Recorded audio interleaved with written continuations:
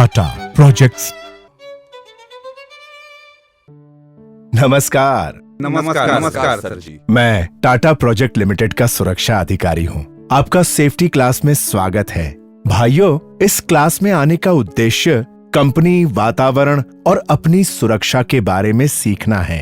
आप ये कहेंगे कि हर कोई अपनी सुरक्षा के बारे में जानता है, पर अब मैं आपको निर्माण स्थल पर विभिन्न खतरों और उनसे बचाव के बारे में बताऊंगा। दोस्तों, अब आप मुझे अपने बारे में जानकारी दीजिए। आप अपना नाम बताएं। सर, मेरा नाम रोशन यादव है। आपका घर कहाँ है? हैदराबाद। आपके घर में कौन कौन है? माँ, पिताजी, दादी, बहन और मेरी पत्नी। दोस्तों, आप लोगों का परिवार भी रोशन यादव जी के परिवार की तरह होगा। दोस्तों, आप जानते हैं आपको काम का अवसर क्यों मिलता है? आप बताएं। काम अच्छा करने से। ठीक है, अब आप बताएं। काम जानते हैं इसलिए। और आप? शरीर स्वस्थ हो तभी काम मिलता है। बिल्कुल सही। ईश्वर ने हम सबको एक स्वस्थ शरीर प्रदान किया है। हमारे हाथ पैर सलामत हैं और प्रकृति ने हमें अपंग नहीं बनाया। अगर हम में कोई शारीरिक विकार होते तो हमारे रोजगार की संभावनाएं कम हो जाती। इसलिए हमको इस बात का हमेशा ध्यान रखना चाहिए कि हमारा शरीर ही हमारे लिए सबसे मूल्यवान वस्तु है। ध्यान रखें, अगर शरीर स्वस्थ नहीं तो काम नहीं, और काम नहीं तो कमाई नहीं। अब मैं आपसे पूछता हूँ कि काम की क्यों आवश्यकता है? साहब, काम की वजह से हमारे परिवार की जरूरतें पूरी होती हैं। बिल्कुल ठीक। और इससे ही हम अपने बच्चों को अच्छी शिक्षा दिला सकते हैं। बहुत अच्छे। अब शायद आप मेरी बात को समझ रहे होंगे कि क्यों हमारी सलामती जरूरी है, क्योंकि हमारी सलामती ही हमारे परिवार की सलामती है। मैं इस तरह के प्रश्न आपसे इसलिए पूछ रहा हूँ क्योंकि जब परिवार है तो उसकी कुछ जरूरतें भी हैं, जैसे कि बच्चों की पढ़ाई, बहन की शादी, माँ का इलाज, घर बनाना, लोन चुकाना और भी कई दूसरी बुनियादी जरूरतें। कई लोगों की जिम्मेदारी हम पर होती हैं और एक दुर्घटना पूरी व्यवस्था को बिगाड़ देती है। दोस्तों, याद रखें, किसी कामगार के साथ घटित दुर्घटना जितना कष्ट उस कामगार को देती है, उससे कहीं ज्यादा दुखदाई उसके परिवार वालों के लिए होती है। मैं आप सबसे पूछता हूँ, सोचिए कि आप किसी दुर्घटना के शिकार हों तो क्या हो सकता है? साहब, जान जा सकती है। साहब, हाथ पैर भी बेकार हो सकते हैं। बिल्कुल ठीक। लेकिन अगर चोट जानलेवा नहीं है और कुछ समय में ठीक हो सकती है, तो क्या उस स्थिति में थोड़े खतरे लेकर काम करना उचित है क्या? नहीं साहब, जब तक चोट ठीक नहीं होती हम काम पर थोड़े आ सकते हैं। हाँ, और इलाज पर पैसा खर्च अलग, और फिर आमदनी भी बंद। और कहीं कोई हाथ पैर बेकार हो गया तो बाद में काम नहीं मिलेगा। सही कहा दोस्तों। तो सोचो, एक जरा सी लापरवाही से हुई दुर्घटना कितनी मुश्किलें लेकर आती है। प्यारे मित्रों, अब जब जान गए हैं कि दुर्घटना से क्या हानियां हैं, तो चलो ये जानते हैं कि दुर्घटना होती क्यों है। साहब, ये तो ईश्वर की मर्जी है। ईश्वर की नहीं, हमारी खुद की गलती से होती है दुर्घटना। ईश्वर भी उन्हीं की मदद करता है जो अपनी मदद खुद करते हैं। सही कहा साहब। अगर हम ही कुल्हाड़ी पे पैर मारेंगे तो चोट तो लगनी ही है। दुर्घटना होने के दो मुख्य कारण होते हैं। पहला, बचाव की जानकारी का अभाव, और दूसरा है अति आत्मविश्वास। साहब, थोड़ा विस्तार से बताएं तो शायद कुछ ज्यादा समझ में आए। तो सुनो, सबसे खतरनाक है अति आत्मविश्वास। खतरों की सारी जानकारी होते हुए भी ये सोचना कि कुछ नहीं होगा और खतरे उठाकर काम करने से ही सबसे ज्यादा दुर्घटना होती है। और इसलिए अब मैं आपको कार्य से संबंधित खतरे और उनसे जुड़ी सावधानियों के बारे में बताऊंगा। तो ध्यान से सुनिए उन बचाव के तरीकों के बारे में जिनका कार्यस्थल पर हमेशा पालन होना चाहिए। सुरक्षा प्रेरण कार्यक्रम। सुरक्षा के सामान्य नियम यानी जनरल साइट सेफ्टी रूल्स। 18 साल से कम और 60 साल से ज्यादा उम्र के लोगों को साइट के भीतर प्रवेश करने की अनुमति नहीं है। सभी लोगों को कार्य क्षेत्र में हर समय सुरक्षा हेलमेट और सुरक्षा जूते पहनना जरूरी है। अवैधानिक दवा या शराब पीना या इसके असर में रहने वाले व्यक्ति को नौकरी से बर्खास्त किया जाएगा। ऐसा करने वालों को देखने पर अपने सुपरवाइजर को सूचित करें। ऐसी कोई भी अवैधानिक दवा या शराब का सेवन कर रहे हैं जिसमें गाड़ी चलाना हो या मशीन चलाना आता हो तो अपने सुपरवाइजर को इसकी जानकारी दीजिए। हर समय अपने काम पर ध्यान रखें। काम करते वक्त मजाक मस्ती न करें। अच्छा काम वो है जो साफ सुथरा हो और साफ सुथरा काम सुरक्षित काम की शुरुआत है। इसलिए अपने काम के क्षेत्र में कचरे और मलबे को मत रखिए। अगर आपको ऊंचाई से डर लगता है या आप मिर्गी, ब्लड प्रेशर या डायबिटीज के मरीज हैं या आप भयभीत और बीमार रहते हैं तो कभी भी ऊंचाई पर कार्य न करें। यदि आप बीमार हों तो काम पर न आएं और अपने सुपरवाइजर को उसकी रिपोर्ट करें। रोड पर चलते समय हमेशा बाईं ओर चलें और पार करते समय दोनों तरफ देख लें। बेकार चीजों को कूड़ेदान में ही डालें। कार्यस्थल पर पेशाब करना, धूम्रपान करना, दौड़ना या किसी भी वाहन के नीचे सोना सख्त मना है। काम करते वक्त मोबाइल का प्रयोग वर्जित है। किसी भी चीज को कभी ऊंचाई से न फेंके। नीचे से गुजर रहे व्यक्ति को गंभीर चोट लग सकती है। याद रहे, बिना प्रशिक्षण लिए आदमी को साइट पर काम करने की अनुमति नहीं है। अपने कपड़े, बाल और हाथ की सफाई करने के लिए कंप्रेस्ड एयर का उपयोग न करें। भार सही तरीके से उठाएं, पैरों के बल पर, न कि पीठ के बल पर। अगर सामान ज्यादा भारी हो तो मदद लें। अपने वजन पर नियंत्रण रखें। अंगों को फैलाने वाली कसरत करें। लगभग 20% दुर्घटनाएं निर्माण क्षेत्र में सामान उठाने के दौरान होती हैं। बैरिकेड क्षेत्र और जहां ऊंचाई पर काम चल रहा हो वहां प्रवेश ना करें। यदि आप पावर शॉवल्स, ट्रक्स और डोजर्स के आसपास काम कर रहे हो तो सुनिश्चित कर ले कि ऑपरेटर आपको देख सके। क्रेन से काम करने के लिए बैरिकेशन करना आवश्यक है। जब मशीन चल रही हो या गति में हो तब उसमें तेल, लुब्रिकेंट या ईंधन ना डालें। ऐसी कोई भी घटना जो दुर्घटना में तब्दील हो सकती थी उस घटना को नियर मिस कहते हैं। अगर आप ऐसी कोई घटना देखें तो उसकी जानकारी तुरंत ही अपने EHS विभाग को दें। किसी भी फर्श और जमीन पे कोई भी खुली जगह को चेतावनी बोर्ड लगाकर कवर और बैरिकेशन करना चाहिए। मैनहोल, कुआं, सॉफ्ट टनल या कोई तंग जगह जहां ऑक्सीजन की कमी के कारण या ज्वलनशील गैस, जहरीली गैस रहने के कारण सांस लेने के लिए अयोग्य वातावरण हो, वहां प्रवेश ना करें। 2 चक्की वाहन पर सुरक्षा हेलमेट पहने। 4 चक्का वाहन या परिवहन वाहन को चलाते समय सीट बेल्ट लगाना आवश्यक है। सड़क सुरक्षा नियमों का पालन करें। यहाँ पर गाड़ी चलाने की गति मर्यादा 25 किलोमीटर प्रति घंटा है। अब आप बताएं, ऐसी कोई भी 4 चीजें जिनको कार्यस्थल पर नहीं करना चाहिए। सर, दौड़ना, धूम्रपान करना, वहां पेशाब करना और किसी वाहन के नीचे सोना मना है सर। बहुत अच्छे, बिल्कुल सही। चलिए अब आगे बढ़ते हैं। व्यक्तिगत सुरक्षा उपकरण यानी पर्सनल प्रोटेक्टिव इक्विपमेंट्स। शुरू करते हैं अपने अंगों की सुरक्षा से। अपने अंगों की सुरक्षा के लिए हमें इस्तेमाल करने पड़ते हैं व्यक्तिगत सुरक्षा उपकरण। ये व्यक्तिगत सुरक्षा उपकरण वो विशेष पोशाक या कुछ उपकरण होते हैं जो उस व्यक्ति को चोट से बचाने में मदद करते हैं। ये व्यक्ति के शरीर जैसे कि नाक, कान, आंख, सिर, चेहरा, हाथ, पैर और कुछ आंतरिक अंग, क्योंकि ये मुख्यतः श्रमिक के संपूर्ण शरीर की रक्षा करने के लिए होते हैं। तो बताइए, सबसे पहले शरीर के किस अंग की सुरक्षा के बारे में बात करें? सर, आदमी का सर ही सबसे पहले आता है, तो क्यों ना उसके बारे में बताएं?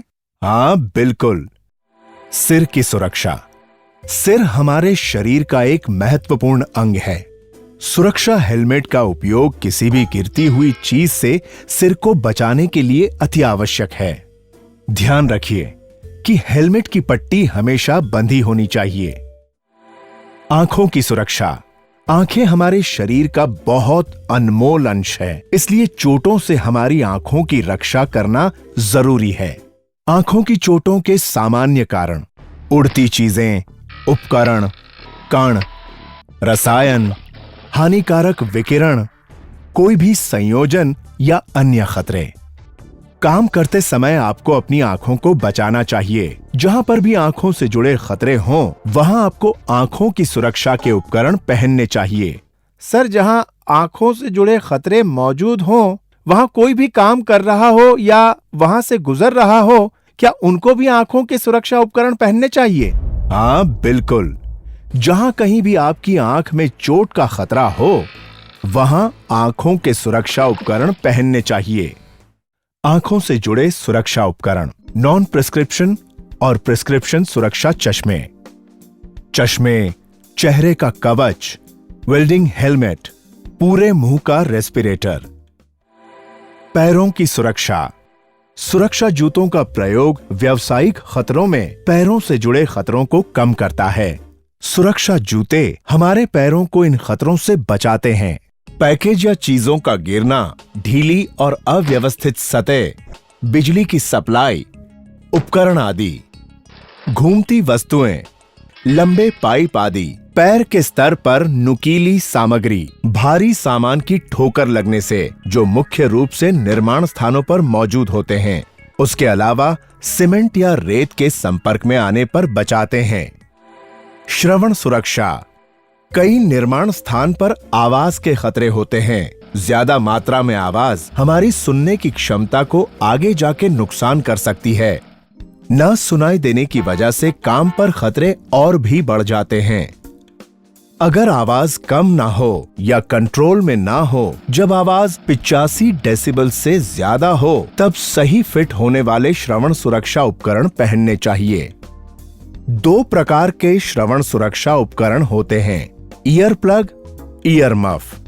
हाथ की सुरक्षा, जहां जहरीले करोसिव पदार्थ के स्पर्श में आने का, छिलने का, खरोचने का, गर्म स्थान छूने का, बिजली के झटके का खतरा हो, वहां सही प्रकार के दस्ताने पहनना आवश्यक है।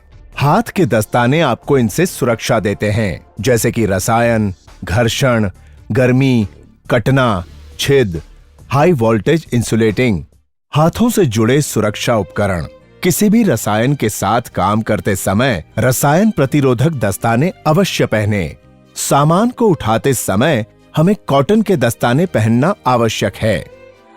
श्वसन सुरक्षा, साइट पर मौजूद धूल, मिट्टी यानी कि सीमेंट, लकड़ी, रेत, धुआं आदि की वजह से हमारी सांस की नली को नुकसान हो सकता है। सही फिट होने वाले श्वसन संबंधी सुरक्षा उपकरण, नोज मास्क का प्रयोग करें। श्वसन उपकरण के प्रकार, पेपर और कपड़े के डिस्पोजेबल नोज मास्क। ऊंचाई से गिरने से बचने के लिए सुरक्षा उपकरण, निर्माण स्थान पर ज्यादातर दुर्घटना ऊंचाई से गिरने पर होती है। गिरने से बचने के लिए फुल बॉडी हार्नेस को 2 मीटर से ज्यादा ऊंचाई पर काम करते वक्त इस्तेमाल करना चाहिए। Double lanyard full body harness को 100% बांधना चाहिए।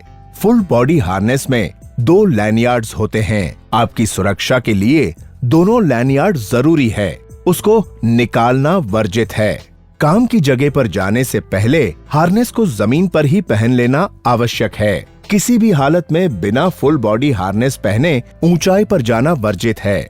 हार्नेस पहनते समय कुछ संदेह लगे तो सुपरवाइजर की मदद लें। फुल बॉडी हार्नेस की रस्सी को बांधने का स्थान, फुल बॉडी हार्नेस की रस्सी को ऐसे स्थान पर न बांधें जो कमर की ऊंचाई से कम हो। इस बात का विशेष ध्यान रखें कि फुल बॉडी हार्नेस की रस्सी को बांधने के लिए मजबूत जगह का चुनाव करें। हो सके तो रस्सी के क्लैंप को लूप करके बांधें। एक ही धरातल पर काम करने के लिए लैनयार्ड को स्थिर सपोर्ट पर लगी रस्सी पर हुक करना होता है। ये रस्सी 8 mm वायर रोप और 24 mm PP रोप होता है। इस रस्सी का उपयोग सिर्फ हुक करने के लिए होता है, न कि सामान आदि को खींचने के लिए। फॉल अरेस्टर्स, फॉल अरेस्टर्स ऐसे उपकरण हैं जिसमें आदमी के गिरने की स्थिति में हार्नेस से बंधे लैनयार्ड में तनाव आने पर वर्टिकल रोप पर लॉकिंग हो जाती है और आदमी गिरने से बच जाता है। कपड़े, कपड़े हमारे शरीर के कई अंगों को इनसे सुरक्षा देते हैं, जैसे गर्मी, ठंडी, विकिरण, हानिकारक छींटे आदि। हमेशा सही फिट होने वाले कपड़े पहने, निजी सफाई का ख्याल रखें और गंदे कपड़े जैसे कि तेल और ग्रीस लगे कपड़े न पहने, इन्हें न पहने। खराब या फटे दस्ताने, ढीले कपड़े, अंगूठी, घड़ी या कोई और आभूषण, क्योंकि इनका चलती मशीन में फंस जाने का खतरा होता है। इसी कारण खुले लंबे बाल भी न रखें। तो मित्रों, अब जब आप सब लोगों ने सुरक्षा उपकरणों के बारे में जानकारी ले ली है, तो मेरे कुछ सवालों का जवाब देने की कोशिश करें। सबसे पहले इस तस्वीर को ध्यान से देखकर बताएं कि इसमें क्या गलत है। हाँ, तुम बताओ। सर, इस आदमी ने हेलमेट तो पहना हुआ है, मगर इसने हेलमेट की चिन स्ट्रिप नहीं लगा रखी है। बिल्कुल सही। चलिए दूसरी तस्वीर देखिए और बताइए कि इन दोनों में से कौन सी सही है। हाँ, तुम बताओ। सर, इसने अपनी हार्नेस के लेनार्ड को जहां बांधा है, वो स्थान उसकी कमर से नीचे है, उसको कमर से ऊपर होना चाहिए। बहुत अच्छे दोस्तों। चलिए अब आगे बढ़ते हैं। खुदाई सुरक्षा यानी एक्सकवेशन सेफ्टी। मित्रों, खुदाई का काम एक जटिल प्रक्रिया है और इसको सावधानी से करना चाहिए। खुदाई की प्रक्रिया के दो महत्वपूर्ण हिस्से होते हैं। पहला, खुदाई शुरू करने से पहले की सुरक्षा तैयारी। हम सभी जानते हैं कि जमीन के अंदर बहुत सी यूटिलिटीज हैं, जैसे कि बिजली के केबल, पानी की पाइपलाइन, गैस की पाइपलाइन, गंदे पानी की पाइपलाइन, अन्य संचार के केबल्स। खुदाई से पहले ये जानना जरूरी है कि जमीन के अंदर क्या है, और अगर है तो उन्हें खुदाई से पहले सही तरह से अलग अलग कर देना चाहिए। खुदाई शुरू करने से पहले अपने सुपरवाइजर से खुदाई के क्षेत्र के लिए आवश्यक वर्क परमिट लें। ऐसा करने से पता चलेगा कि जमीन के नीचे क्या यूटिलिटीज हैं। सुपरवाइजर को ये परमिट उस कार्य क्षेत्र के प्रभारी से लेना आवश्यक होगा। इसके बाद ही खुदाई का काम शुरू करने की अनुमति होगी। वर्क परमिट के आधार पर आपके सुपरवाइजर आपको बताएंगे कि कौन सी सावधानियां आपको लेनी चाहिए, जिसे कि स्थिति अनुसार एक या अधिक निम्नलिखित सावधानियों में से चुनकर काम में लाई जाएगी। ए, मार्कर्स और ड्राइंग्स को इस्तेमाल करते हुए व्यक्तिगत यूटिलिटीज के स्थान। बी, अत्याधुनिक उपकरण जैसे केबल अवॉइडेंस स्टूल का इस्तेमाल करते हुए यूटिलिटीज के स्थान। सी, यूटिलिटीज की स्थिति की जांच करने के लिए ट्रायल पिट्स बनाना। डी, सेवाओं को अलग करना। खुदाई शुरू करने से पहले सुनिश्चित करें कि इन मुद्दों का प्रबंध हो, जैसे कि जमीन के नीचे की और ऊंचाई की उपयोगिताएं और उनके स्थान, स्लोपिंग और शोरिंग की आवश्यकताएं, तंग स्थान की जरूरतें, मशीन स्थापन, आवागमन की सुविधाएं, निरीक्षण के मापदंड, रद्दी स्थापन, बिजली के तार जमीन के अंदर और ऊपर और अन्य खतरे। अगर चट्टान या पथरीली जमीन में विस्फोट करने की जरूरत हो तो सिर्फ सही लाइसेंसधारी ब्लास्टर की देखरेख में ही ये काम होना चाहिए। काम से जुड़े सभी लोगों को उपयुक्त बातों की पूरी जानकारी ट्रेनिंग देकर दें, ये उन्हें जानना जरूरी है। दूसरा, खुदाई करते वक्त सुरक्षा के नियम। खुदाई के सभी खुले किनारों से कम 1 मीटर की दूरी पर घेरा या बैरिकेशन लगाएं और प्रत्येक दिन जांच लें कि वे सही ढंग से लगे हुए हैं। आने जाने के लिए सीढ़ी लगाएं। ध्यान रखें कि लकड़ी या बैम्बू की सीढ़ी का इस्तेमाल वर्जित है। निकाली गई मिट्टी और मलबे को किनारे से कम 1.5 मीटर दूर रखना चाहिए, और अगर गड्ढा ज्यादा गहरा हो तो गड्ढे की गहराई जितनी दूरी पर मलबे को रखें। कड़े पत्थर के अलावा मिट्टी के ढेर को सही कोण में रखें। हर तरह की मिट्टी के लिए सही तिरछापन, सीढ़ी नुमा कटाई, शोरिंग का इंतजाम करें। खुदाई के किनारों के पास गाड़ी न चलाएं, क्योंकि इससे मिट्टी धंसने का और किनारों की मिट्टी में दरार पैदा होने का खतरा हो सकता है। सुनिश्चित करें कि मिट्टी को सरकने से रोकने के लिए खूंटे गाड़े जाएं। तेज वर्षा और बाढ़ आने के बाद खुदाई के स्थान पर बिना निरीक्षण और अनुमति के बगैर गड्ढे में प्रवेश न करें। खुदाई के दौरान पावर लाइन के स्पर्श से बचने के लिए अवरोधक लगे टूल और उपकरण का इस्तेमाल करें। ब्लास्टिंग के दौरान असर में आने वाले क्षेत्र की घेराबंदी करके सुरक्षा संकेत के बोर्ड लगाएं। वर्क परमिट में लिखे होने के बावजूद अगर आपको कोई यूटिलिटीज के अंदर रहने का आभास मिले तो तुरंत अपने सुपरवाइजर को खबर करें और काम बंद कर दें। चलिए दोस्तों, अब ध्यान से देखिए और बताइए इस तस्वीर में क्या क्या गलत दिखता है। सर, खुदाई से निकाली हुई मिट्टी किनारे के बहुत करीब रखी है और खुदाई के खुले किनारों की तरफ टेप भी नहीं लगा है। बहुत अच्छे। और ध्यान से देखिए, खुदाई में अंदर या बाहर जाने के लिए सीढ़ी भी नहीं है। बहुत अच्छे दोस्तों। चलिए अब आगे बढ़ते हैं। भाड़ा और सीढ़ी यानी स्कैफोल्डिंग एंड लैडर। भाड़ा। दोस्तों, हम यहाँ भाड़े के काम पर सुरक्षा के महत्व पर चर्चा करेंगे, क्योंकि निर्माण स्थल पर भाड़े की बहुत जरूरत होती है। याद रखें कि सुरक्षा नियमों की अनदेखी से भाड़े के काम में बहुत दुर्घटनाएं होती हैं। अब हम भाड़े संबंधी सावधानियों की शुरुआत करते हैं। भाड़े के फ्रेम्स की जगह को मार्क करें। मार्क किए हुए स्थान पर लकड़ी के तख्ते या कंक्रीट के स्लैब रखें। ध्यान रहे कि जमीन समतल होनी चाहिए।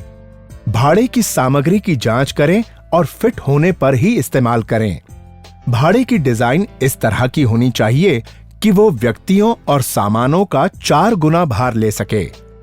ये निश्चित करें कि सारे भाड़े हर समय बिल्कुल लेवल पर होने चाहिए।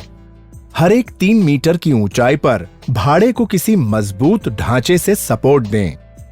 काम करने वाले प्लेटफॉर्म पर गार्ड लगेंगे, जिसमें ऊपर और नीचे के रेल और टो बोर्ड शामिल हैं। ऊंचाई प्लेटफॉर्म की सतह से टो बोर्ड 100 मिलीमीटर, बीच का रेल 600 मिलीमीटर, ऊपर का रेल 1000 मिलीमीटर।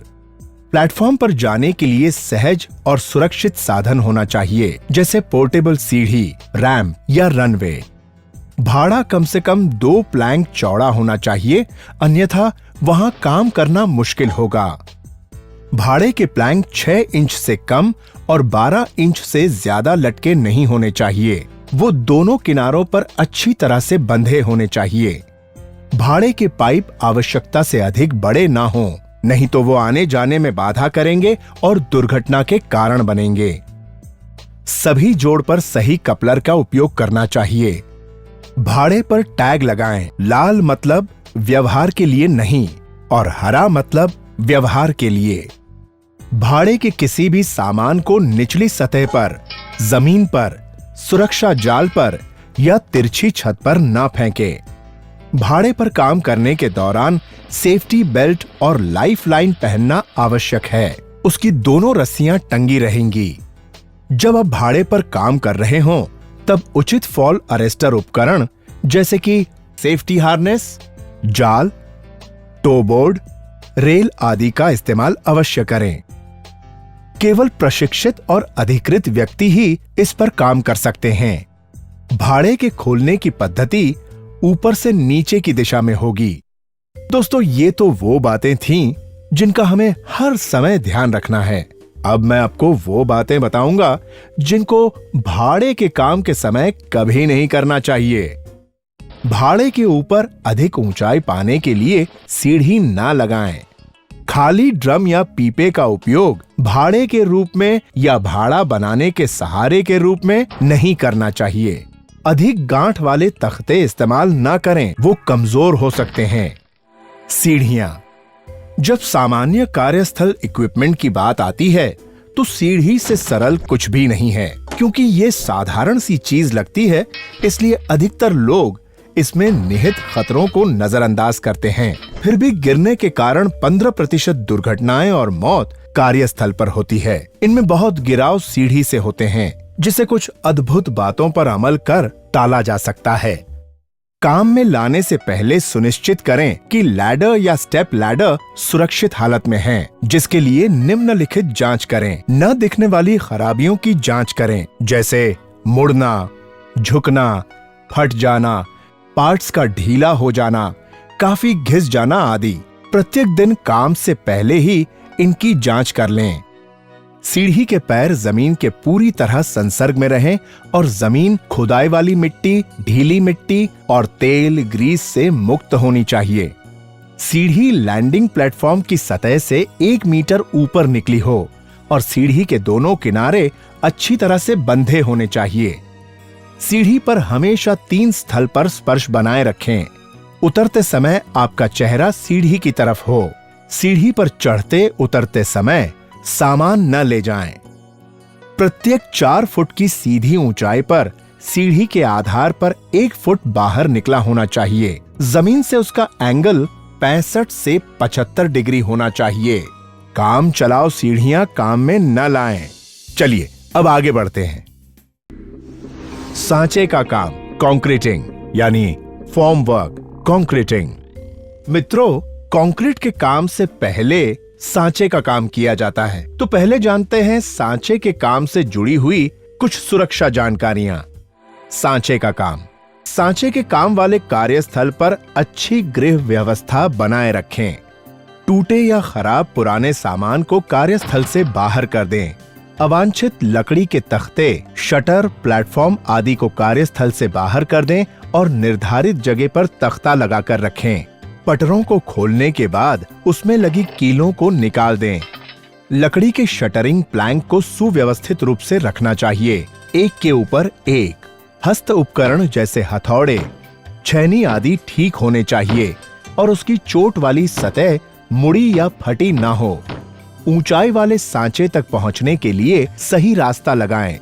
शटरिंग के सपोर्ट को बगल से ब्रेसिंग लगाएं और कंक्रीटिंग करने से पहले इसकी जांच कर लें। लकड़ी की शटरिंग लगा देने के बाद वहां चिंगारी या आग पैदा करने वाला काम न करें। कंक्रीटिंग। सीमेंट कंक्रीट का काम रोजमर्रा की बात है, जिसमें हजारों कामगार और स्वयं कार्यकर्ता लगे हुए हैं। इनमें से कुछ लोगों को कंक्रीट मिलाने, ढोने और ढलाई के दौरान गंभीर चोटें लगी हैं। अतः वो कोई भी जो कंक्रीट हैंडलिंग का काम कर रहा है, चाहे वो निर्माण स्थल या निवास, रास्ते या सड़क के किनारों पर काम करते समय उपयोगी सामान्य सुरक्षा की सीख लेनी और व्यवहार में लानी चाहिए, जो रोकथाम, सुरक्षा और कॉमन सेंस सावधानी से संबंधित है। इन नियमों का उपयोग आपके सिर, पीठ, चमड़ी और आंखों की रक्षा के लिए है। सभी खुले स्थान को ढक दें और गिरने से रोकने के लिए मजबूत बैरिकेशन करें। दोस्तों, सांचे और कंक्रीट के काम के वक्त अच्छी गृह व्यवस्था के लिए किन बातों का ध्यान रखना चाहिए? हाँ, आप जो पीछे बैठे हैं, आप बताएं। सर, एक तो टूटे या खराब पुराने सामानों को कार्यस्थल से बाहर कर देना चाहिए। दूसरा, पटरों को खोलने के बाद उससे कीलों को निकाल देना चाहिए, जिससे उन कीलों से किसी को चोट न लगे। और अपने बचाव के लिए कंक्रीटिंग के दौरान रबर के दस्ताने, गॉगल्स और गमबूट पहनने चाहिए। इसके बाद आता है परिवहन ट्रक, जो कि कंक्रीट की मिश्रण को बैच प्लांट से कंक्रीट डालने के स्थान तक लेकर जाता है। कंक्रीट ट्रक के साथ जुड़ी हुई सुरक्षा जानकारियां इस प्रकार हैं। परिवहन मिक्सर। ट्रांजिट मिक्सर को सिर्फ प्रशिक्षित और अधिकृत ड्राइवर ही चलाएंगे।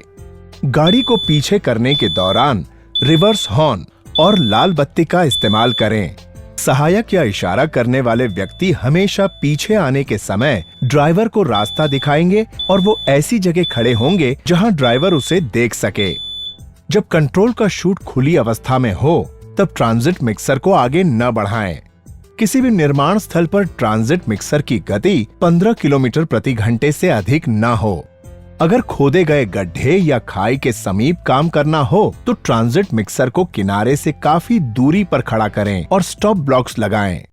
तो मित्रों, अब जब हमारी कंक्रीट निर्माण स्थल तक पहुंच चुकी है, तो उसको कंक्रीट डालने वाली जगह पहुंचाने के लिए हम इस्तेमाल करते हैं कंक्रीट पंप का।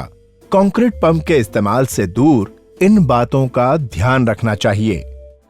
कंक्रीट पंप कभी भी पंप और ट्रांजिट मिक्सर के बीच में खड़े ना हो और दूसरे व्यक्ति को इस खतरे के क्षेत्र में आने से मना करें। हॉपर ग्रेट को कभी भी ना हटाएं या ऊपर उठाएं। ये 2 तरह से रक्षा करता है। ये मशीन के घूमने वाले पार्ट से हम लोगों को बचाता है। ये मशीन में बाहरी वस्तुओं को नहीं आने देता। जब मशीन चालू होने जा रही हो या चालू हो, तब हॉपर ग्रेट पर कभी खड़े ना रहें। कभी भी कोई अंग मशीन के अंदर न ले जाएं, खासकर कंक्रीट वाल्व और हॉपर एरिया पर अगर मशीन चल रही हो या चलाने के लिए तैयार हो। जब तक आप योग्य और कुशल पंप ऑपरेटर ना हो और जब तक पंप ऑपरेटर ने हस्ताक्षर न कर दिया हो, तब तक पंप को ऑपरेट न करें।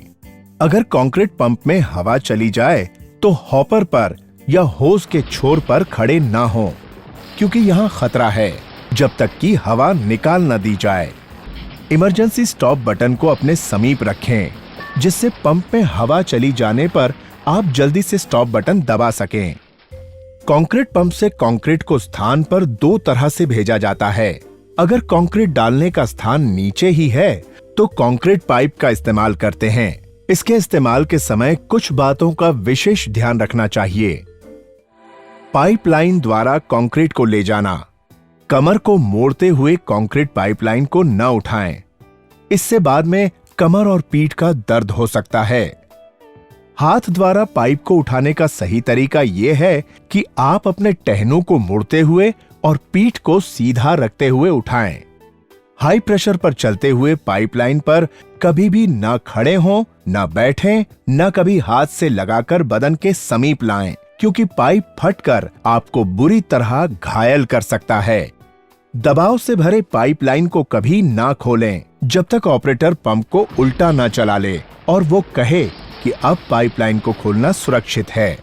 अगर पाइपलाइन को कंप्रेस्ड एयर से साफ किया जा रहा हो तो डिस्चार्ज एरिया के नजदीक खड़े ना हों। हमेशा सफाई के लिए बॉल कैचर का इस्तेमाल करें। कंक्रीट पाइपलाइन को भाड़े के टावर से सपोर्ट ना दें। कंक्रीट के पाइपलाइन को मजबूत सपोर्ट दें।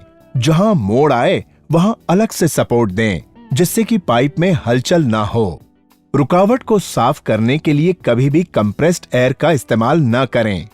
कंक्रीट पाइप को सुरक्षित करने के लिए बाइंडिंग वायर्स का इस्तेमाल न करें। उचित क्लैंप वेजेस का प्रयोग करें।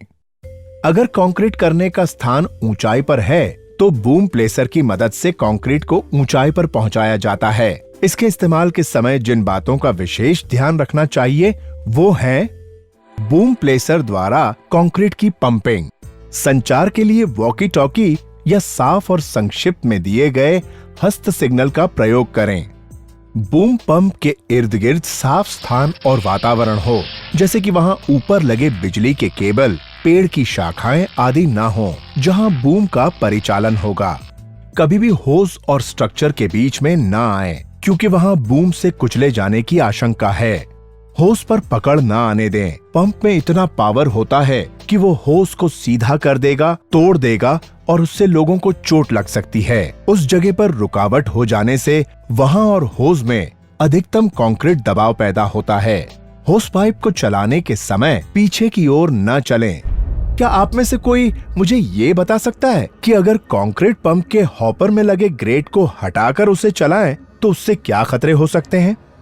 सर, हॉपर पे लगा ग्रेट हमारी दो तरह से रक्षा करता है। एक तो वो हमारे अंगों को मशीन के घूमते हुए हिस्सों से बचाता है, दूसरा वो मशीन में तेजी से जाते हुए कंक्रीट को बाहर आने से रोकता है। बिल्कुल सही। चलिए अब आगे बढ़ते हैं। बिजली से सुरक्षा यानी इलेक्ट्रिकल सेफ्टी। बिजली की सुरक्षा से संबंधित दुर्घटना की रोकथाम के लिए बचने के उपाय जरूरी हैं, क्योंकि जहां पर भी बिजली की ऊर्जा मौजूद है वहां बिजली के झटके के कारण चोट या मृत्यु की संभावनाएं हो सकती हैं। इसलिए ये जरूरी है कि बिजली और व्यक्ति के बीच सीधे संपर्क को रोकने के लिए पर्याप्त सुरक्षा अपनाई जाए। तो बात करते हैं बिजली और बिजली से चलने वाले उपकरणों के उपयोग से जुड़े हुए कुछ सुरक्षा के नियमों की। Construction power supply. धातु वाले डिस्ट्रीब्यूशन बोर्ड यानी डीबी ही लगाएं, जिसमें वर्षा के बचाव के लिए हुड कवर लगे हों। डीबी या सब डीबी की मजबूत अर्थिंग करें। 30 मिली एम्पियर की सेटिंग के साथ ELCB या RCCB के द्वारा ही पावर सप्लाई करें। बिजली के मेन पैनल पर रबर की चटाई और अग्निशामक की व्यवस्था करें। बिजली के शेड में कोई विश्राम न करे। क्षति से बचने और पैर में अटकने से बचने के लिए बिजली LT-HT के केबल को जमीन के अंदर या ऊंचाई पर ले जाएं। पावर लाइन के नजदीक कभी भी धातु की सीढ़ी या कोई सामान आने न दें। वर्षा से भीगे या पानी में पड़े पावर केबल का इस्तेमाल न करें। जोड़ी गई बिजली के केबल के इस्तेमाल से बचें या ध्यान रखें कि केबल का जोड़ सही तरीके से इंसुलेटेड हो। कभी भी तार को खींचते हुए पावर से डिस्कनेक्ट ना करें। प्लग को सॉकेट से खींचते हुए डिस्कनेक्ट करें। पावर देने के लिए 3 पिन वाला औद्योगिक प्लग टॉप लगाएं। खुले तारों से बोर्ड से सप्लाई न लें। केबल या उपकरण पर कोई काम करने से पहले पावर सप्लाई को साफ वाट पर अलग कर दें। बिजली के सारे उपकरण एवं मशीनें जैसे welding machine, motor, winch, pump आदि की दोहरी अर्थिंग करें। किसी भी मशीन का मेंटेनेंस करने से पहले पावर सप्लाई को बंद करके लॉकआउट टैगआउट का प्रयोग करें। घूमने वाले पार्ट पर गार्ड होने चाहिए। मशीन के नजदीक ढीले कपड़े ना पहने। आग बुझाने से पहले उस मशीन की पावर सप्लाई बंद करने के बाद आग को बुझाएं। सभी पोर्टेबल हस्त उपकरण में 3 पिन और 3 कोर केबल वाला कनेक्शन लगाएं। बारिश के दौरान खुले स्थान में पोर्टेबल पावर उपकरण न चलाएं। हाथ के लैंप में धातु वाले गार्ड और 24 वोल्ट की सप्लाई हो। पावर की ऑन पोजीशन में कभी भी हैलोजन लैंप को स्थानांतर न करें। किसी भी स्थिति में ऑपरेटर को इलेक्ट्रिकल कनेक्शन से छेड़छाड़ नहीं करनी चाहिए। केवल समर्थ और अधिकृत इलेक्ट्रिशियन ही बिजली की सप्लाई देंगे। अलग पहचान के लिए वे लाल रंग का हेलमेट पहने। दोस्तों, क्या आप में से कोई मुझे बिजली के तारों के उपयोग से जुड़ी कोई भी 2 महत्वपूर्ण बातें बता सकता है? सर, एक तो इस बात का ध्यान रखना चाहिए कि जोड़ी गई बिजली की केबल का इस्तेमाल से बचना चाहिए और ध्यान रखना चाहिए कि केबल का जोड़ सही तरीके से इंसुलेटेड हो। दूसरा, वर्षा से भीगे या पानी में पड़े पावर केबल का इस्तेमाल ना करें। और तीसरा, पावर लाइन के नजदीक कभी भी धातु की सीढ़ी या कोई सामान ना आने दें। बिल्कुल सही। चलिए अब आगे बढ़ते हैं। सर सामान और मशीन यानी प्लांट एंड मशीनरी। मशीनें कार्यस्थल का एक मजबूत अंग होती हैं और मशीनों के साथ काम करते वक्त हमें कुछ खास बातों पर ध्यान देना आवश्यक होता है। जैसे उपकरणों को काम में लाने से पहले उन्हें तीसरे पक्ष के अधिकृत व्यक्ति द्वारा कार्य योग्यता का सर्टिफिकेट प्राप्त करें। सामान उठाने वाले सारे उपकरण पर पहचान नंबर, कार्यक्षमता मार्क होनी चाहिए, जिससे उसे संबंधित टेस्ट सर्टिफिकेट के साथ मिलाकर जांच की जा सके। सामान उठाने वाले उपकरणों, जिसमें ठेकेदार के उपकरण भी शामिल हैं, उनके साथ संबंधित बनाने वाली कंपनी का टेस्ट सर्टिफिकेट और उसके ऑपरेशन मैनुअल उपलब्ध रहने चाहिए। भार उठाने वाले सारे उपकरण सर्टिफिकेट की निर्धारित सीमा के बाद इस्तेमाल न किए जाएं। महत्वपूर्ण जगहों पर सुरक्षा के साइन बोर्ड, पोस्टर आदि दर्शाए जाएं, जैसे लटकते सामान के नीचे न रहें आदि। सभी सुरक्षा गार्ड लगे रहें। सुरक्षा के सभी उपकरण और बचाव साधन को हटाना, बदलना, खोलना, निरस्त करना या छेड़छाड़ करना मना है। सभी गाड़ियों में पीछे मुड़ने पर बजने वाला हॉर्न लगा रहना आवश्यक है और गति सीमा 25 किलोमीटर प्रति घंटा रहे। गाड़ी के ड्राइवर सही लाइसेंस धारक हों और गाड़ी चलाने के समय मोबाइल फोन का इस्तेमाल न करें। हाँ तो भाइयों, अगर आपके दिमाग में कोई प्रश्न है तो आप पूछ सकते हैं। सर, अगर सामान उठाने वाले पर परीक्षण टैग न लगा हो तो क्या करना चाहिए? अगर आपके हाथ में ऐसे उपकरण आए जिस पर प्रशिक्षण टैग न हो तो आपको इसकी जानकारी अपने सुपरवाइजर को देनी चाहिए और उस उपकरण का इस्तेमाल नहीं करना चाहिए। ठीक है सर। चलिए अब आगे बढ़ते हैं। फैब्रिकेशन यार्ड में सुरक्षा यानी फैब्रिकेशन यार्ड सेफ्टी। दोस्तों, अब हम बात करते हैं फैब्रिकेशन यार्ड में काम करने के दौरान याद रखने वाली कुछ सुरक्षा से जुड़ी हुई बातों की। यार्ड में सभी लोग सुरक्षा जूते और हेलमेट पहने। यार्ड में अच्छी गृह व्यवस्था बनाए रखें। गृह व्यवस्था मतलब प्रत्येक चीज के लिए जगह और प्रत्येक चीज अपनी जगह पे हर समय होनी चाहिए। गृह व्यवस्था महत्वपूर्ण और योग्य होनी चाहिए क्योंकि वो सामान, सामग्री और औजार ढूंढने के लिए समय कम करता है। जब सारी चीजें सुव्यवस्थित क्रमबद्ध होती हैं, तो जगह बच जाती है।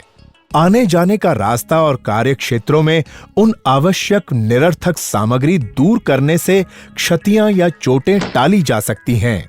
जॉब साइट में हर एक कार्यस्थल पर सुरक्षित रास्ता प्रदान करना चाहिए। साइट में अलग से स्क्रैप यार्ड के लिए स्थान नियुक्त करना चाहिए। साइट की सड़कें अर्थात रास्ते क्रमबद्ध सामग्री द्वारा साफ होनी चाहिए, जिसकी वजह से वाहनों की आवन जावन सुरक्षित और स्वतंत्र हो सके।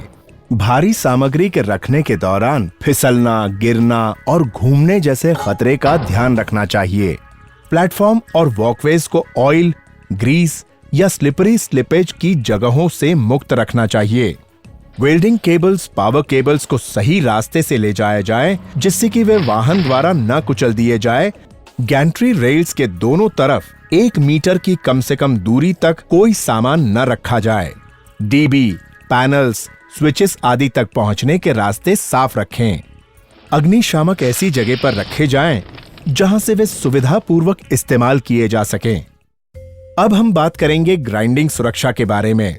जब नया ग्राइंडिंग व्हील लगाया जाए, वो कम से कम 1 मिनट तक चलाया जाना चाहिए। वो संतुलित और टूटना नहीं चाहिए। ऑपरेटर को अपनी सुरक्षा के लिए एक साइड पर खड़े रहना चाहिए। शायद तकनीकी खराबी की वजह से व्हील बाहर भी निकल सकता है। अत्यधिक या ज्यादा कंपन आमतौर पर यह संकेत करता है कि व्हील गोलाकार विभाग से बाहर निकल गया है। इस तरह के या अन्य कोई भी प्रकार का व्हील जो संतुलित ना हो, उसका उपयोग ना करें। व्हील के ऊपर अत्यधिक जोर लगाकर काम नहीं करना चाहिए। व्हील के ऊपर घर्षण किस प्रकार का है, उससे ही व्हील की काटने की क्षमता कितनी है, वो निर्धारित होता है। हमेशा अन्य कार्यकर्ताओं से ग्राइंडिंग वर्क दूर करना चाहिए। दीवार की तरफ ग्राइंडिंग वर्क करना सबसे सुरक्षित है। कभी कोई पार्ट या टूल व्हील के खिलाफ जाम नहीं होना चाहिए। आपको शुरुआत छोटे से दबाव और धीरे धीरे फीड करके करना चाहिए, और थोड़ा ज्यादा दबाव भी लगाना पड़ता है। ये एक गलत मान्यता है कि जितना ग्राइंडर उछलता है उतना ही कार्य को शार्प करता है। ये व्हील विस्फोटक करने का कारण बन सकता है। व्हील का अत्यधिक आरपीएम या व्यास ज्यादा होने के कारण व्हील टूट सकता है। कभी भी टूटे हुए व्हील का उपयोग नहीं करना चाहिए। हमेशा आंखों की सुरक्षा के उपकरण पहनने चाहिए। सुरक्षा कवच का उपयोग करें। तो क्या आप कभी ग्राइंडिंग व्हील को उसकी निर्धारित सीमा के ऊपर चलाएंगे? नहीं, कभी नहीं। बहुत अच्छे। आप सब भी इस बात को याद रखें। दोस्तों, फैब्रिकेशन यार्ड के धरातल पर साफ साफ मार्किंग कर दें, जैसे वेल्डिंग बूथ, गैंट्री क्रेन, सामग्री स्टोर, सिलेंडर उतारने, चढ़ाने और रखने की जगह, शॉर्ट ब्लास्टिंग और रंगाई आदि। सिलेंडर को स्टैंड पर रखकर या दीवार से जुड़ी हुई सतह से चेन या स्ट्रैप द्वारा बांधकर स्थायित्व प्रदान करें। गैस सिलेंडर के वाल्व को कैप और कवर लगाएं। सिलेंडर को ले जाते समय लुढ़काएं या फेंकें नहीं। गैस सिलेंडर को लाने ले जाने के लिए ट्रॉली का इस्तेमाल करें। कटिंग टॉर्च और सिलेंडर के दोनों तरफ फ्लैशबैक अरेस्टर लगाएं। वेल्डिंग केबल और पावर केबल को एक दूसरे पर न लपेटने दें। ऐसा करने से गर्म वेल्डिंग के स्पर्श से पावर का इंसुलेशन कमजोर हो सकता है और शॉर्ट सर्किट भी हो सकता है। रेडियोग्राफी टेस्ट करने के लिए ये सुनिश्चित करें कि संबंधित विभाग से कार्य अनुमति रेडियो एक्टिव साइन बोर्ड के साथ घेराबंदी करें। उस क्षेत्र में प्रवेश निषेध है। रोशनी की पूरी व्यवस्था करें। रात में कार्य के दौरान परिवर्तित साइन लगाएं। सर। हाँ, बोलिए। रेडियोग्राफिक टेस्ट के लिए सबसे उपयुक्त समय कौन सा होता है?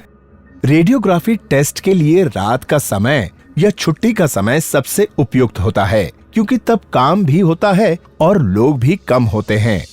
चलिए अब आगे बढ़ते हैं। सामान की ढुलाई यानी मटेरियल हैंडलिंग। उद्योग के लिए प्रभावी तरीके से सामान को ढोना और रखना काफी महत्वपूर्ण होता है। कच्चे माल के अलावा ये प्रक्रियाएं पुर्जे और छोटे संयुक्त उत्पाद को कार्यस्थल पर पहुंचाने और ले जाने में मदद करती है, और ये सुनिश्चित करती है कि जहां जरूरत हो वहां सामान पहुंचे। दुर्भाग्यवश अनुचित तरीके से सामान को ढोने और रखने से काफी महंगी दुर्घटनाएं होती हैं। सामान को हाथों से या क्रेन की सहायता से हटाते वक्त जिन चीजों पर ध्यान देना है वो चीजें हैं: आने जाने के रास्ते को साफ रखें। सबसे पहले उस एरिया को बैरिकेशन करके घेराव कर दें। केवल इंस्पेक्शन हुई क्रेन का इस्तेमाल करें और उसका सर्टिफिकेट हमेशा कैबिन में लगा होना चाहिए। क्रेन ऑपरेटर के पास अपना लाइसेंस होना चाहिए। रिगर संकेतक दूर से दिखने वाले चमकीले जैकेट पहने। क्रेन के आने जाने के लिए जमीन की मिट्टी को गढ़ीला बनाएं। क्रेन बूम के अर्धव्यास की गणना करने में उठाए जाने वाले सामान का वजन और सामान रखने के स्थान की ऊंचाई का ख्याल रखना आवश्यक है। बारिश में क्रेन का बूम कम ऊंचाई पर रख के चलें। सामान पर आने वाले कई ऊर्जा के स्रोत को पहचानें। उठाने वाले सामान के वजन की जानकारी लें और वजन के अनुसार उपयुक्त स्लिंग का चुनाव करें। असुरक्षित तरीके से स्टील वायर रोप को खींचने और निकालने से गलत ऐंठन पड़ जाती है। अगर ऐसी ऐंठन पड़ जाए तो रोप को बदल दें। जब भी 2 या अधिक रोप को हुक पर लगाना हो तो शैंकल का इस्तेमाल करें। सभी खुली सामग्री को सामान पर से हटा दें। सामान को उठाने से पहले देख लें कि सामान पर स्लिंग अच्छी तरह से लगी है। सामान को झटके और धक्के से बचाएं। कोई भी लोड को उठाने से पहले उसको पहले ग्राउंड से थोड़ा ऊपर उठाइए। बाद में लोड की स्टेबिलिटी और स्लिंग के बीच का कोण चेक करें। सब कुछ सही होने के बाद ही ज्यादा उठाएं। उठाने से पहले सुनिश्चित करें कि सामान मुक्त है और सभी रस्सी भार ले रही हैं। लोड से अलग खड़े हों। झूलते हुए सामान और क्रेन के आगे वाले टायर से दूर रहें। सामान को नियंत्रित करने के लिए टैग लाइन का इस्तेमाल करें। दोस्तों, अभी जो बातें मैंने आपको बताई, ये तो वो बातें हैं जिनका पालन हमें करना है। आइए अब उन बातों की जानकारी लेते हैं जो हमें कभी नहीं करनी है। कभी भी वायर रोप को हुक के चारों ओर न लपेटे। कभी भी किसी व्यक्ति के ऊपर से सामान को न ले जाएं। कभी भी झूलते हुए सामान के नीचे काम न करें। किसी भी लटकते हुए या झूलते हुए भार के नीचे अपना हाथ न रखें। जब क्रेन या होइस्ट को देखने वाला न हो तब कभी भी सामान को झूलते हुए न छोड़ दें। सामान के नीचे से जब स्लिंग को बाहर निकाला जा रहा है तो अपने आप को स्लिंग से दूर रखें। क्रेन का इस्तेमाल कार्य को आसान बनाता है, लेकिन इस बात का भी ध्यान रखना पड़ता है कि अगर क्रेन के इस्तेमाल के समय कुछ महत्वपूर्ण बातों पर ध्यान नहीं दिया जाए तो बड़ी दुर्घटना भी हो सकती है। प्रसारण और विवरण, टावर निर्माण एवं तार टांगना। इस कार्य के 2 मुख्य हिस्से होते हैं। पहला है टावर का निर्माण और दूसरा है टावर पर तार लगाना। इन दोनों ही कामों में अत्यधिक सावधानी की जरूरत होती है। आइए बात करते हैं टावर निर्माण की। टावर निर्माण केवल अनुभवी लोगों की टीम को काम करना चाहिए। सुनिश्चित करें कि टावर निर्माण के दौरान ऊंचाई पर काम कर रहे कामगार बीमारियों से मुक्त हों। निर्माण के सभी समय अनुभवी एवं सक्षम सुपरवाइजर तैनात रहें। कामगारों के वहन के लिए ट्रैक्टर का इस्तेमाल न करें। निर्माण स्थल पर सभी कामगार एवं सुपरवाइजर सेफ्टी हेलमेट पहने और चिन स्ट्रैप भी लगाएं। टावर पर कार्यरत कामगार दोहरी रस्सी वाले पूरे बदन वाले सेफ्टी बेल्ट तथा मचान पर टांगने वाले हुक का इस्तेमाल करें। सुपरवाइजर हमेशा सुनिश्चित करें कि चढ़ते और उतरते समय कामगार एवं रस्सी अवश्य ढांचे से बंधी रखें और टावर पर स्थानांतर के दौरान भी ऐसा ही करें। टावर से चढ़ते उतरते समय स्टेप बोल्ट से उतरना चाहिए, वो भी फॉल अरेस्टर मैकेनिज्म के साथ। टूल्स, बोल्ट आदि सामान कामगार के बदन से लटकते बैग में रखकर ही ले जाएं। उन्हें हाथ में लेकर न चढ़ें या उतरें। डेरिक तथा अन्य सामान ढोने वाले उपकरण जैसे वायर रोप, पीपी रोप, डी शैकल, पुली आदि काम में लाने से पहले प्रतिदिन जांच की जाए। निर्माण कार्य में सिर्फ टेस्ट किए हुए टूल्स जिनका सही सर्टिफिकेट हासिल हो वही इस्तेमाल किए जाएं। टावर का निर्माण सिलसिलेवार ढंग से हो। ऊपर के भाग का कार्य तब तक शुरू न किया जाए जब तक कि नीचे वाली सतह के सारे सदस्य और ब्रेसिंग पूरी तरह न लग गए हों और सभी बांधने वाले नट बोल्ट अच्छी तरह न कस दिए गए हों। डेरिक में 3 गाई रोप बंधे हों जिसमें कोई जोड़ न रहे। निर्माण के दौरान लगाए गए गाई का लंगर मजबूत खंबे से लगा हो, जैसे स्टील की खंती से एक लंगर सिर्फ एक ही गाई को सपोर्ट दे। क्षितिज एवं गाई रोप के बीच का कोना अधिकतम 45 डिग्री हो। प्रधान पांव के सदस्य लगे हुए स्टेप बोल्ट के द्वारा उठाए जाएं और पूरी तरह कस दिए जाएं। रस्सी या स्लिंग को टावर से बांधने में नर्म बोरे आदि की पैकिंग लगाएं। लटकते लोड के नीचे किसी कामगार को न खड़े रहने दें। दोस्तों, अब आप ध्यान से इस तस्वीर को देखें और बताएं कि इस कामगार ने जो सुरक्षा बेल्ट पहन रखी है, क्या वो ठीक है? हाँ, आप बताएं। सर, इस कामगार ने एक रस्सी वाली सेफ्टी बेल्ट पहना है, जो कि गलत है। इसको दोहरी रस्सी वाली पूरे बदन की सेफ्टी हार्नेस पहनना चाहिए। शाबाश, मगर क्यों? टावर पर जब हमें अपनी जगह बदलनी हो तो हम पहली रस्सी को खोले बिना दूसरी रस्सी को पहले नई जगह बांध देते हैं, फिर पहली रस्सी को खोलकर जगह बदल देते हैं। इससे हम पक्का कर लेते हैं कि हम किसी भी वक्त बिना बंधे नहीं रहते। बहुत अच्छे, आप सब भी इस बात को याद रखें। तार टांगना। दोस्तों, टावर के बन जाने के बाद का मुख्य काम होता है तार लगाना। इस कार्य को करते वक्त कुछ सावधानियां बरतना जरूरी है। उनमें से कुछ मुख्य बातें जो याद रखना जरूरी है वो इस प्रकार हैं। गाई का कोना जमीन से 45 डिग्री से ज्यादा न हो। पीछे का स्टे मजबूत स्टील रोप का हो।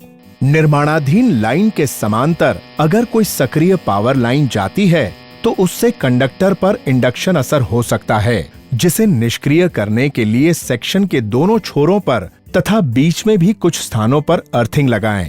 तनाव देते समय फिटर लोग टावर बॉडी के अंदर रहें तथा उन्हें क्रॉस आर्म पर खड़ा न रहने दिया जाए। तनाव देने वाले और तार खींचने वाले तथा सुपरवाइजर के बीच संवाद के लिए वॉकी टॉकी का उपयोग करें। खतरनाक मौसम में काम बंद रखें। अलग अलग प्राधिकार जैसे हाईवे, रेलवे, वन विभाग आदि से आवश्यक मंजूरी लेना चाहिए। अगर किसी वर्तमान सक्रिय पावर लाइन को पार करना हो तो पावर लाइन को निष्क्रिय कराएं और कार्य अनुमति